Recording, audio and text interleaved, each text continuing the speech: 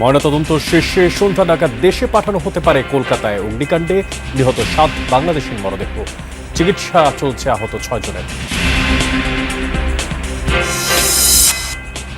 রাষ্ট্রপতি নির্বাচনের ভোটাভুটি আজ দুপুর 2টা থেকে বিকেল 5টা পর্যন্ত ভোট দিয়ে দেশের 23তম রাষ্ট্রপতি নির্বাচন করবেন সংসদ সদস্যরা। রাজধানীর ব্যস্ত সড়কগুলোতে চলছে উন্নয়ন কাজের খোরাখুরি। প্রগতি সরণি থেকে রামপুরা মূল সড়কে যানজটের চরম ভোগান্তি। যেখানে 2 ঘন্টার ভিতরে যাইতে পারি, এখানে 4 ঘন্টা 5 ঘন্টা লেগে যায়। অনেক ওয়ার্কিং উমেন মেন সবাই আসা যাওয়া করে। এই রাস্তাটা যদি ঠিক না হয় আমাদের সবারই সময়ের অপচয় হচ্ছে। সরকারের কাছে আমার আকুল আবেদন, অন্তত অতি শীঘ্রই যান এটার একটা কোনো রাস্তা খুঁজে যান বার করে। স্বাস্থ্য খাতে সরকারের বিশেষ গুরুত্ব। বাজেট দ্বিগুণ সহ একগুচ্ছ উন্নয়ন পরিকল্পনা দ্রুত বাস্তবায়ন আর টেকসই ব্যবস্থাপনায় নজর দেওয়ার পরামর্শ। সরকারের উচ্চতম পর্যায় থেকে স্বাস্থ্যের এই যেগুলো ঘোষণা হয়েছে এবং বাজেট হয়েছে, এই বিষয়ে অত্যন্ত গভীর মনোযোগের সঙ্গে আসলে বাস্তবায়ন প্রক্রিয়াটা দ্রুত করা দরকার।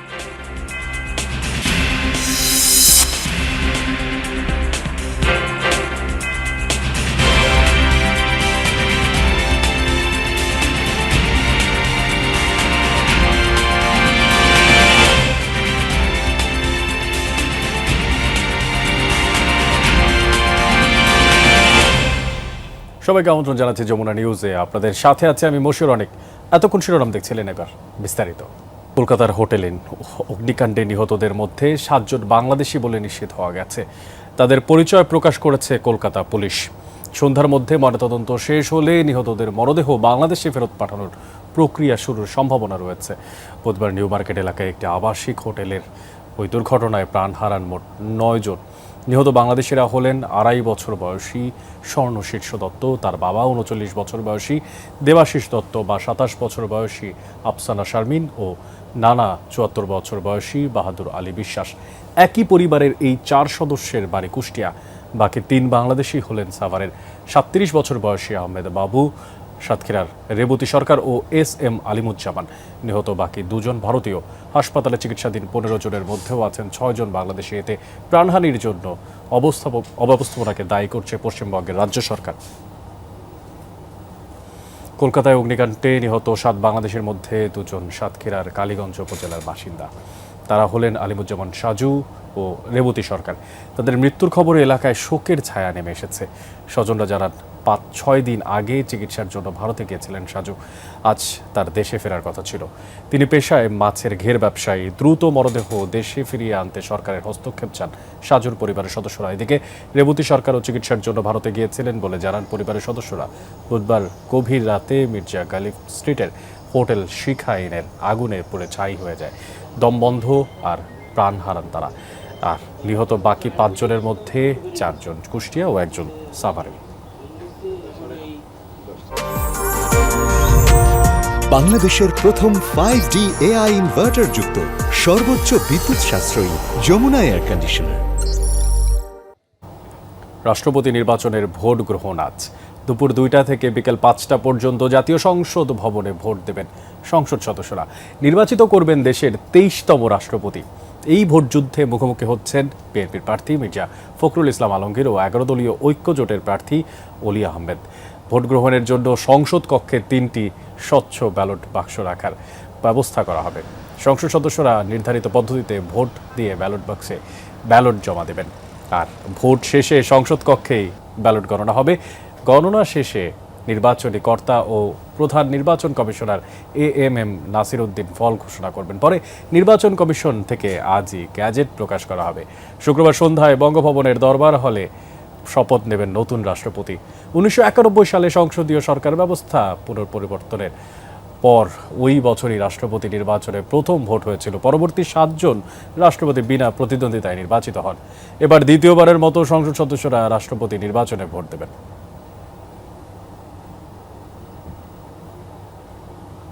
রাষ্ট্রপতি নির্বাচনে ভোট গ্রহণের প্রস্তুতি নিয়ে জানাতে সংসদ ভবন এলাকা থেকে আমাদের সঙ্গে এই মুহূর্তে যুক্ত আছেন সহকর্মী আরিফিন শাকিল। যুক্ত হচ্ছে তার সাথে। আরিফিন, জানতে চাই আসলে ভোট গ্রহণ তো 2টায় শুরু হবে, এখন আসলে প্রস্তুতিটা কি দেখছেন, আর সার্বিক অবস্থায় যারা আছেন তারাই বা কি বলছেন নির্বাচনকে কেন্দ্র করে? এখন পর্যন্ত অনেক আসলে সেই অর্থে কর্মকর্তাদের সঙ্গে কথা বলার সুযোগ হয়নি, কারণ তারা ভেতরেই প্রবেশ করছেন এবং গণমাধ্যমকে বেশ দূরেই আসলে থাকতে হচ্ছে নিরাপত্তাজনিত কারণে, এবং সেই কারণেই তারা বলা হচ্ছে, টেলিফোনে আমাদের যত জানিয়েছেন প্রস্তুতির যে পর্ব সেটি মূলত এখন সম্পন্ন করা হচ্ছে। এখনও যে ব্যালট বাক্স থেকে শুরু করে যাবতীয় যে প্রস্তুতি থাকে, ব্যালট পেপার, সেগুলো পাশাপাশি আনুষঙ্গিক কিছু কাজ থাকে, সেই কাজগুলো মূলত এখন করা হচ্ছে। আর যেহেতু প্রথমবারের মতো আসলে এই যারা রাষ্ট্রপতি নির্বাচন পরিচালনা করবেন তাদের আসলে কারোই অভিজ্ঞতা নেই রাষ্ট্রপতি নির্বাচন করার, কারণ আপনি জানেন যে সংসদে গণতন্ত্র চালু হওয়ার পর 1991 সালের পর থেকে আসলে বাংলাদেশ কখনোই এই রাষ্ট্রপতি নির্বাচনের যে সংস্কৃতি সেটি গড়ে ওঠেনি। এবারই প্রথমবারের মতো, অর্থাৎ 91 সালের পর প্রায় 35 বছর পর এবারই প্রথমবারের মতো রাষ্ট্রপতি নির্বাচন হচ্ছে, এবং সেই নির্বাচনে দুই দলের প্রার্থী রয়েছেন, দুই জোটের প্রার্থী রয়েছেন। ফলে সেই অভিজ্ঞতা যেহেতু নাই, সেই কারণে তারা ধীরে সুস্থে এবং কোনো ধরনের যেন গাফিলতি না হয়, কোনো ধরনের সমস্যা যেন না হয়, সেই কারণেই তারা সতর্কভাবে তাদের প্রস্তুতি কাজ শেষ করছেন। এবং খানিক বাদেই আমরা যত জানতে পেরেছি, এই 11 দলীয় জোটের পক্ষ থেকে তাদের যে সংসদীয় দলের যে কমিটি রয়েছে, অর্থাৎ বিরোধী দলীয় সংসদীয় কমিটি, সেই কমিটির বৈঠক শুরু হবে। সেই বৈঠকে মূলত বিরোধী দলীয় নেতা ডাক্তার শফিকুর রহমান তিনি মূলত তাদের যেই শরিক দল রয়েছে এবং তার দলের যে সংসদ সদস্যরা রয়েছেন যারা ভোটার, সেই ভোটারদের কাছ থেকেই ওলি আহমেদের পক্ষে তিনি ভোট চাইবেন। এবং পাশাপাশি আজকের এই নির্বাচনকে ঘিরে আইনশৃঙ্খলা বাহিনী তৎপরতা চালাচ্ছেন, যদিও আজকে একেবারে বহিরাগত প্রবেশ একেবারে নিষিদ্ধ করা হয়েছে, অর্থাৎ কোনো ধরনের নির্বাচনী যে আবহ থাকে সেই আবহাওয়ার কিন্তু এখানে সেই অর্থে নেই। তবে সেই নির্বাচনকে ঘিরে যেন কোনো ধরনের বিশৃঙ্খলা না হয় সেই কারণে আইনশৃঙ্খলা বাহিনীর ব্যাপক তৎপরতা চালাচ্ছেন সংসদের ভেতরে বাহিরে দু জায়গায়। অনেক শাকিল, ঐতিহাসিক দিন সম্পর্কে জানছিলাম আপনার মাধ্যমে, ধন্যবাদ আমাদের সঙ্গে যুক্ত থাকার জন্য। রাজধানীর ব্যস্ত সড়কগুলোতে উন্নয়ন কাজের নামে চলছে খোরাখুরি। প্রগতি সরণি থেকে বারিধারা হয়ে রামপুরা মূল সড়কে যেমন ভোগান্তি, তেমনি এর বাইরে অন্যান্য সড়কগুলোর চিত্র কম ভয়াবহ নয়। কোথাও রাস্তার বড় অংশ কেটে বসানো হচ্ছে পাইপ, আবার কোথাও দীর্ঘদিন খোলা থাকছে গর্ত। ফলে যানজটের পাশাপাশি যে স্বাভাবিক চলাচল তাও কঠিন হয়ে পড়েছে নগরবাসীর জন্য। ক্যামেরাম্যান শাকিলকে সাথে নিয়ে আমি মশিউর অনিক ঘুরে বেরিয়ে দেখেছি কি অবস্থা নগরবাসীর, দেখবেন রিপোর্টে। রাজধানীর বারিধারা হয়ে প্রগতি সরণি, এই সড়ক দিয়ে প্রতিদিন ছুটছে লাখো মানুষ, কিন্তু এই সড়কের পুরো অংশে চলছে গন্তব্যর পানি শোধনাগারের পাইপলাইন বসানোর কাজ। কোথাও বড় অংশ জুড়ে খোঁড়া রাস্তা, কোথাও নির্মাণ সামগ্রী পড়ে আছে সড়কের ওপর। ফলে কয়েক লেনের রাস্তা কোথাও কোথাও সংকুচিত হয়ে এসেছে এক লেনে। একটা গাড়ি ধীর হলেই পেছনে তৈরি হচ্ছে দীর্ঘ সারি। সকাল থেকে রাত কম বেশি একই চিত্র। ভোগান্তিতে সাধারণ মানুষ থেকে গাড়ি চালকেরা। লিংক রোড থেকে আপনার সকালে নতুন বাজার আসতে সময় লাগে 25 মিনিট, এখন লাগে প্রায় 1.5 ঘন্টা। যেখানে 2 ঘন্টার ভিতরে যাইতে পারি, এখানে 4 ঘন্টা 5 ঘন্টা লেগে যায়। এই পথে নিয়মিত চলাচলকারীদের হিসেবে প্রগতি সরণি দিয়ে বারিধারা হয়ে রামপুরা, এরপর স্টাফ কোয়ার্টার পর্যন্ত যেতে সপ্তাহে গড়ে 3.5 ঘন্টা বা তারও বেশি সময় চলে যাচ্ছে যানজটে। আগে যেখানে আধা ঘন্টা বা 45 মিনিট লাগতো জ্যামের কারণে, এখন সেখানে 1.5 থেকে 2 ঘন্টা লাগছে। বিশেষ করে আপনার যমুনা ফিচার পার্ক এবং তারপর পর্যন্ত মানে টোটালি আপনার 2 মিনিটের রাস্তা, সে জায়গায় আমাদের প্রায় 40 মিনিট 45 মিনিট সময় লাগতেছে। দাঁড়িয়ে আছি বাসের জন্য, লোকজন যেতে পারছে না, রোড পার হতে পারছে না, এটা আমাদের ভোগান্তি না? অনেক ওয়ার্কিং উমেন, মেন সবাই আসা যাওয়া করে। এই রাস্তাটা যদি ঠিক না হয় আমাদের সবারই সময়ের অপচয় হচ্ছে। সরকারের কাছে আমার আকুল আবেদন, অন্তত অতি শীঘ্রই যান এটার একটা কোনো রাস্তা খুঁজে যান বার করে। রাজধানীর আরেক প্রান্তে আশকোনা হজ ক্যাম্প ঘেঁষা সড়কেও খোরাখুরি। এখানে যানজটের চেয়ে বড় সমস্যা চলাচলের পথটাই নেই। দীর্ঘদিন রাস্তা কেটে রাখায় মূল সড়কের সঙ্গে সংযোগ হারিয়েছেন স্থানীয়রা। বিকল্প ব্যবস্থা না থাকায় নিজেরাই কাঠ দিয়ে তৈরি করেছেন সাঁকো। এলাকাবাসীরা সন্তানকে নিয়ে ঝুঁকিপূর্ণ এই পথ পার হচ্ছেন প্রতিদিন। শ্বাস করে পড়ে গেছে এই গর্তের মধ্যে। এই রাস্তাগুলো তাড়াতাড়ি দ্রুত এগুলো সংস্কার করা দরকার। এটা ভেঙে যাওয়ার স্বাভাবিক, যে কোনো সময় ভেঙে যেতে পারে। তো এটা আসা বাচ্চা কোলে নিয়ে আসলাম, এটা আসা রিস্ক। মাদ্রাসার ছেলে মেয়েদেরও অনেক সময় বৃষ্টি হইলে পিছ লাগে, পড়া যায়। এমনকি আমার ওয়াইফ, আমার পরিবার এখানে পড়া পায়ে ব্যথা হয়েছে, আমরা হসপিটাল থেকে চিকিৎসা নেওয়া লাগছে। একদিকে রাজধানীর প্রধান সড়কে যানজটে কর্মঘণ্টা নষ্ট হচ্ছে, অন্যদিকে সংযোগ সড়কে মানুষের স্বাভাবিক চলাচলই বন্ধ। ঢাকা উত্তর সিটি প্রশাসক বলছেন, মূল রাস্তায় কাজ শেষ হবে দ্রুত, চেষ্টা চলছে ওয়াসার সাথে সমন্বয়ের। আমরা তাদেরকে বলেছি যাতে করে দ্রুত কাজগুলো শেষ করা যায়, তারা তাদের মতো করে চেষ্টা করছে, আশা করছি তাড়াতাড়ি শেষ করবে ওরা। এই খোরাখুরির বিষয়টা না থাকলে তো আর উন্নয়ন কাজ করা যাবে না, সেই পর্যন্ত একটু জনগণকে একটু ধৈর্য ধরতে হবে। কিন্তু প্রশ্ন, কাজ চলাচলকালে নিরাপদ চলাচল নিশ্চিত করার দায়িত্ব কার? রাস্তা কাটার পর নির্ধারিত সময় কাজ শেষ হচ্ছে কিনা সেটি দেখবে কে? আমরেলার নিচে থেকে একটা ডিপার্টমেন্টের আওতায় সব থেকে আমরা সিদ্ধান্ত নিতে আমাদের জন্য সহজ হয়ে যেত। তখন আর এই যে চিঠি চালাচালি, ওয়াসাকে অবগত করা, রাজককে অবগত করা, কিংবা তারা আমাদেরকে অবগত করা, এই বিষয়গুলো তখন আর থাকতো না। রাজধানীবাসী বলছেন উন্নয়নের বিরুদ্ধে নন তারা, কিন্তু সেই উন্নয়ন হতে হবে পরিকল্পনা ও সমন্বয়ের মাধ্যমে। মশিউর অনিক, যমুনা নিউজ, ঢাকা। হাম, ডেঙ্গু সহ কয়েকটি রোগ একসঙ্গে সামলাতে হচ্ছে, এতে সরকার উদ্বিগ্ন নয়। পরিস্থিতি মোকাবেলায় সর্বোচ্চ চেষ্টা চলছে, আর এই কথা বলছেন স্বাস্থ্যমন্ত্রী সরদার মোহাম্মদ সাখাওয়াত হোসেন। সকালে ঢাকা দক্ষিণ সিটি কর্পোরেশনের অডিটোরিয়ামে জাতীয় পর্যায়ে ওরাল কলেরা টিকাদান ক্যাম্পেইন 2026-এর উদ্বোধনী অনুষ্ঠানে এসব কথা বলেন মন্ত্রী। তিনি বলেন, একসময় কলেরায় হাজার হাজার মানুষ মারা যেত। নানা উদ্যোগে তা এখন অনেকটাই নিয়ন্ত্রণে এসেছে। তবে কলেরা নির্মূলের লক্ষ্যমাত্রা নিয়ে সরকার মুখে টিকার ক্যাম্পেইন শুরু করেছে। 1 বছর বয়সের বেশি সবাইকে এই টিকার আওতায় আনার লক্ষ্য করেছে সরকার। আর 14 উপজেলায় 22 আগস্ট থেকে 21 সেপ্টেম্বর প্রথম ডোজ দেওয়া হবে। 14 দিনের ব্যবধানে দ্বিতীয় ডোজ দেওয়া হবে 26 সেপ্টেম্বর আর 25 অক্টোবর। 1 বছর বা তার চেয়ে বড় সকল বয়সীদের এই টিকা দেওয়া হবে। তবে গর্ভবতী নারী, যার টিকার কোনো উপাদানে গুরুতর অ্যালার্জির পূর্ব ইতিহাস আছে এমন ব্যক্তি ও তীব্র সংক্রমণে আক্রান্ত ব্যক্তিরা টিকা নিতে পারবেন না।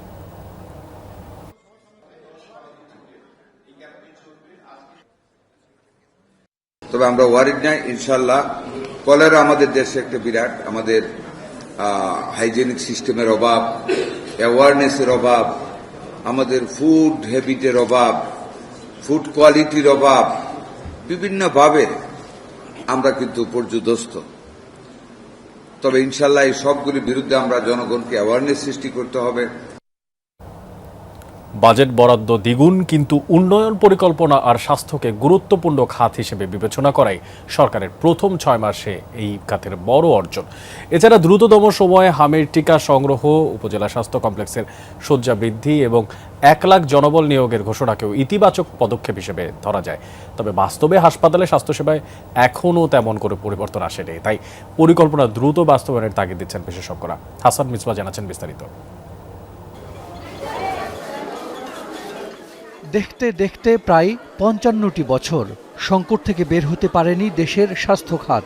দুর্নীতি আর অব্যবস্থাপনার বৃত্তে আটকে আছে স্বাস্থ্যের চাকা।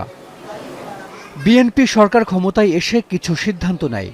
এরই মধ্যে উদ্যোগ নেওয়া হয়েছে সুপার স্পেশালাইজড হাসপাতাল চালুর, উপজেলা হাসপাতালকে 151 শয্যায় উন্নীত, 1 লাখ স্বাস্থ্যকর্মী নিয়োগ, প্রাথমিক স্বাস্থ্যে বিশেষ গুরুত্ব, নগর স্বাস্থ্যকে স্বাস্থ্য মন্ত্রণালয়ের অধীনে আনা, হেলথ কার্ড চালু আর জেলা সদর হাসপাতালে সেবা পরিধি বাড়ানোয় গুরুত্ব দিয়েছে সরকার। এছাড়া মফস্বলে 3 ধরনের প্রতিষ্ঠানের মধ্যে সমন্বয় এবং পরিপূর্ণ সেবা নিশ্চিতেও পদক্ষেপ নেওয়া হয়েছে।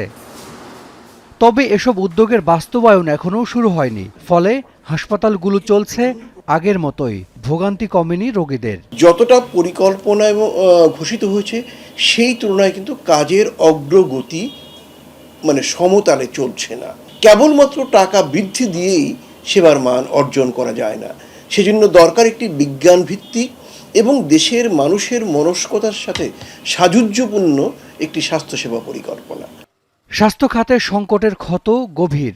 সাময়িক পদক্ষেপের পাশাপাশি কাঠামোগত বড় পরিবর্তন ছাড়া সেই ক্ষত সারানো সম্ভব নয়। তাই টেকসই ব্যবস্থাপনায় নজর দেওয়ার পরামর্শ বিশেষজ্ঞদের। সরকারের উচ্চতম পর্যায় থেকে স্বাস্থ্যের এই যেগুলো ঘোষণা হয়েছে এবং বাজেট হয়েছে, এই বিষয়ে অত্যন্ত গভীর মনোযোগের সঙ্গে আসলে বাস্তবায়ন প্রক্রিয়াটা দ্রুত করা দরকার। এখন যতদূর হয়েছে আমি বললাম সার্বিক মূল্যায়নের সময় আসেনি, কিন্তু এখন দ্রুত না হলে পরের 6 মাসে আপনার সঙ্গে আলোচনায় কিন্তু বলতেই হবে যে এগোচ্ছে না। অবকাঠামোগত পরিবর্তন ছাড়া কিন্তু এই ধরনের যে হঠাৎ যে স্বাস্থ্য সমস্যা এবং যে দুর্যোগগুলো, স্বাস্থ্য দুর্যোগ বলবো, এগুলোর মোকাবেলা কিন্তু সম্ভব হবে না। মেডিকেল শিক্ষার মান বৃদ্ধিতেও বড় কোনো পদক্ষেপ নেয়নি বিএনপি সরকার। উল্টো অনুমোদন দেওয়া হয়েছে 2টি মেডিকেল কলেজের। কিছু ভালো সিদ্ধান্তের মাঝে এটিকে নেতিবাচক পদক্ষেপ হিসেবে দেখছেন বিশেষজ্ঞরা। হাসান মিসবাহ, যমুনা নিউজ, ঢাকা। স্বামী ব্যারিস্টার তৌফিক নেওয়াজের মৃত্যুতে কারাগার থেকে প্যারোলে মুক্তি পেয়েছেন সাবেক শিক্ষামন্ত্রী ডাক্তার দীপু মনি।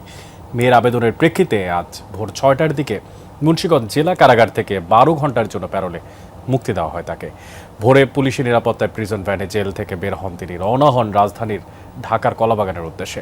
সংশ্লিষ্টরা জানিয়েছেন আজ সন্ধ্যা 6টা পর্যন্ত মুক্ত থাকবেন দীপুমণি, তবে তার সাথে থাকবে আইনশৃঙ্খলা রক্ষাকারী বাহিনীর বলয়। বুধবার দুপুরে মুন্সিগঞ্জ জেলা প্রশাসনে 4 দিনের জন্য প্যারোলের মুক্তির আবেদন করলে 12 ঘন্টার জন্য আবেদন মঞ্জুর করা হয়।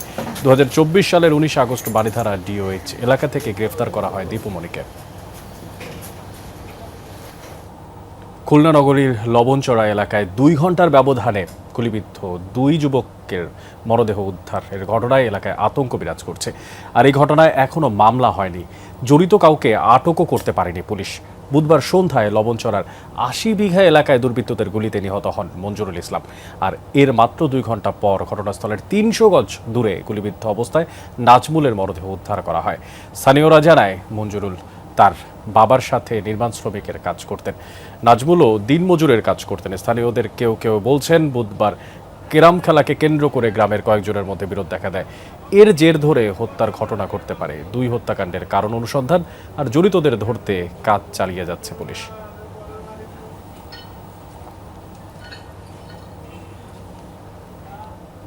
ঠাকুরগাঁওয়ে কয়েক দফা মেয়াদ বাড়িয়েও 2টি সেতুর নির্মাণ কাজ শেষ হয়নি। কাজের এমন ধীরগতিতে চরম দুর্ভোগে পড়েছেন স্থানীয়রা। জমি অধিগ্রহণে অনিয়ম আর হয়রানির অভিযোগ করছেন অনেকে। তবে সড়ক বিভাগ বলছে সব জটিলতা কাটিয়ে শিগগির সেতুর কাজ শুরু করা হবে। 2022 সালের 14 সেপ্টেম্বর ঠাকুরগাঁয়ে শুরু হয় 6টি সেতুর নির্মাণ কাজ। 42 কোটি 70 লাখ টাকা ব্যয়ে সদর ও হরিপুর উপজেলায় এই কাজ পায় ঠিকাদারি প্রতিষ্ঠান NDEL ও সাগর ইনফো বিল্ডার্স। 6টি সেতুর নির্মাণ কাজ শেষ হওয়ার কথা ছিল 2024 সালের মার্চে। কয়েক দফা মেয়াদ বাড়িয়ে 4টি সেতুর কাজ শেষ করে ঠিকাদারি প্রতিষ্ঠান। বাকি 2টির কাজ কবে শেষ হবে তা জানে না কেউ। এখন আপাতত মনে করেন যে কাজ ওরকম চলেই না, বন্ধ থাকে। এই বালু আসে সিমেন্ট নাই, সিমেন্ট আসে বালু নাই। এখন দ্রুতভাবে কাজ করতে হবে। এখন আপনার লোক লাগাইছেন 8 জন 10 জন, এতে কি কাজ হয়? বস্তায় বালু সিমেন্টে বালু দেয় 15টা 16টা, পাথর দেয় 18টা, তো ওইটা কি ঢালাই হলো নাকি? জমি অধিগ্রহণে অনিয়ম ও হয়রানির অভিযোগও করেছেন স্থানীয়রা। তাদের অভিযোগ বসতবাড়ি উচ্ছেদ করা হলেও দেয়া হয়েছে নামমাত্র টাকা। সেই সাথে নিম্নমানের সামগ্রী ব্যবহারের অভিযোগও করেছেন কেউ কেউ। জমির দামও আমরা কম পাইছি, মানে সীমিত। যখন কাজ শুরু করে তখন বলছেন আমাদেরকে 3 গুণ দিবে, সেখানে আমাদের জমির দামটা আর বাড়ির দামটা এখন কোনো রকম দিচ্ছে, তার টিনের বাড়ির বেলে দাম দিবে না। 2 রুম পড়ছে, 2টা, একটা টিনের ঘর, একটা বিল্ডিং রুম, একটা রান্নাঘর, এগুলা পড়ছে। এগুলার আমরা টাকা 75 পরিমাণ মানে মূল্য পাইনি আমরা। বর্তমান রেট অনুযায়ী আপনার 1 লাখ থেকে 1.5 লাখ টাকা শতক, কিন্তু অথচ আমাদেরকে দিছে মনে করেন যে 13 সাল 2013-14 যে রেট ছিল 11,000 টাকা শতক, ওই রেটে আমাদেরকে দাম দিছে। অনিয়মের বিষয়ে ঠিকাদারি প্রতিষ্ঠানের প্রতিনিধিরা ক্যামেরার সামনে কথা বলতে রাজি হননি। তবে সড়ক বিভাগ জানিয়েছে 4টি সেতুর কাজ শেষ হয়েছে, বাকি 2টির কাজও শিগগিরই শেষ হবে। ভূমি অধিগ্রহণ জটিলতার কারণে আমাদের সবগুলোর অ্যাপ্রোচ সড়ক সম্পন্ন হয়নি। ইতিমধ্যে আমরা 4টির অ্যাপ্রোচ সড়ক সম্পন্ন করেছি এবং সম্প্রতি সুখ ব্রিজ, রুহিয়া সড়কে সুখ ব্রিজের জমি আমরা বুঝে পাওয়ার পরে অ্যাপ্রোচ রোড নির্মাণের কাজ শুরু হয়েছে। জমি অধিগ্রহণের ক্ষতিপূরণ জটিলতা স্বীকার করে জেলা প্রশাসন জানায় আইন মেনে সব বিষয়ে সমাধান করা হবে। একটা জায়গায় অধিগ্রহণের জন্য আমাদের কাজটি বন্ধ ছিল, আমরা দ্রুত সেটা যোগাযোগ করে অধিগ্রহণের অর্থটি আমরা মন্ত্রণালয় থেকে নিয়ে আসতে পেরেছি এবং ক্ষতিপূরণ দিয়ে আমরা শুরু করেছি। প্রকল্প দীর্ঘায়িত হওয়ায় সরকারি অর্থের অপচয়ের পাশাপাশি ক্ষতিগ্রস্ত হচ্ছে সাধারণ মানুষ। দ্রুত জটিলতা শেষ করার দাবি স্থানীয়দের। তাপস সরকার, যমুনা নিউজ। নাটোর, সিরাজগঞ্জ ও পাবনা অংশে দেশের সর্ববৃহৎ জলাভূমি চলনবিলের অবস্থান। মিঠা পানির এই জলাধারে একসময় পানি প্রবাহ চলমান থাকায় এটির নাম হয়েছিল চলনবিল, কিন্তু সময়ের পরিক্রমায় বিভিন্ন কারণে পানি প্রবাহ কমে যাওয়ায় কচুরিপানায় ভরে গেছে এখন পুরো বিল। সৌন্দর্য নষ্টের পাশাপাশি ব্যাহত হচ্ছে নৌকা চলাচল আর মৎস্যাহরণ।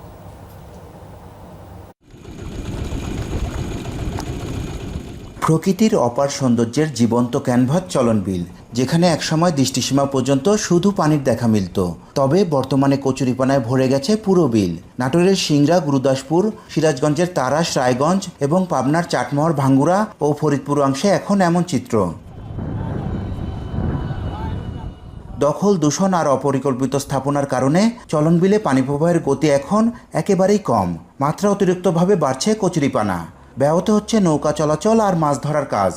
অপরিকল্পিত পুকুর ঘাট এবং ঘর বাড়ি করার কারণে কিন্তু এই যে চলন বিলের যে পানির চলমান ছিল, এই চলমানে কিন্তু বাধাগ্রস্ত হয়। জমি জমা আবাদ করতে পারতেছি না, নৌকা চালাতে পারতেছি না, এই কচুরিপানার লাগে। নৌকা নিয়ে অবাধভাবে যেখানে সেখানে চলাচল করা যায় না এবং মৎস্য আহরণ করার ক্ষেত্রেও খুব অসুবিধা।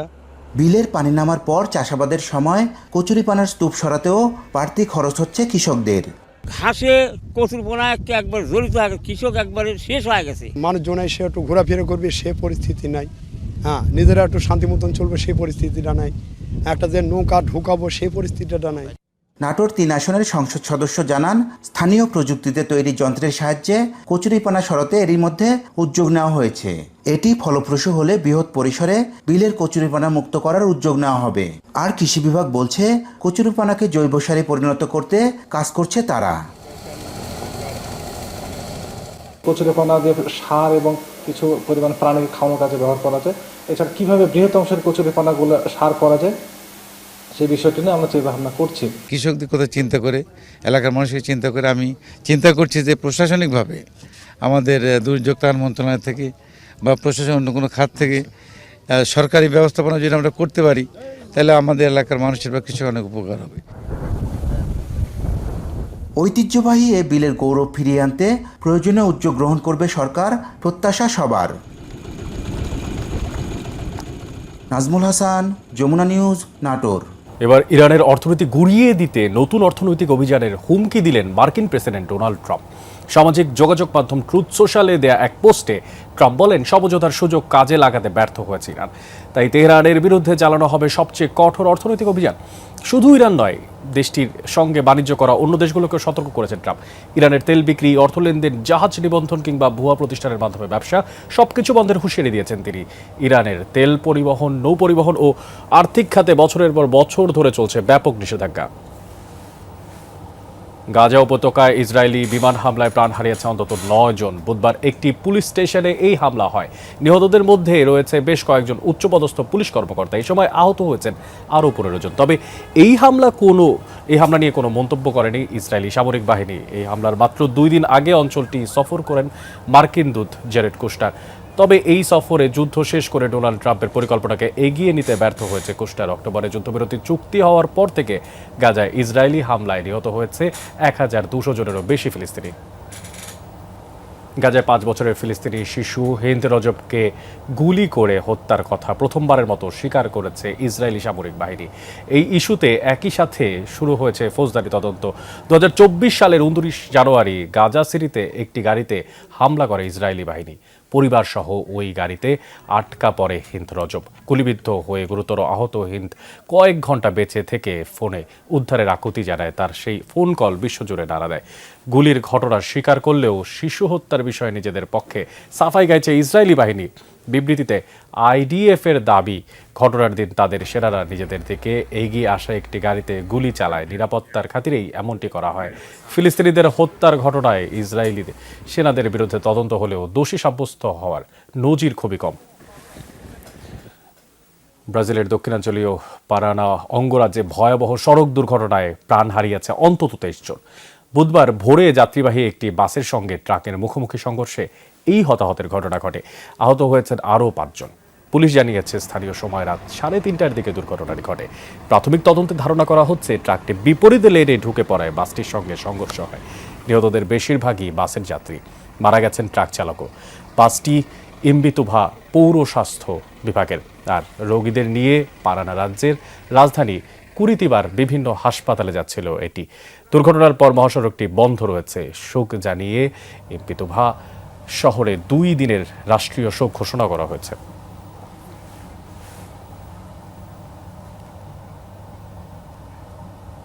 দর্শক, এই ছিল যমুনা নিউজ।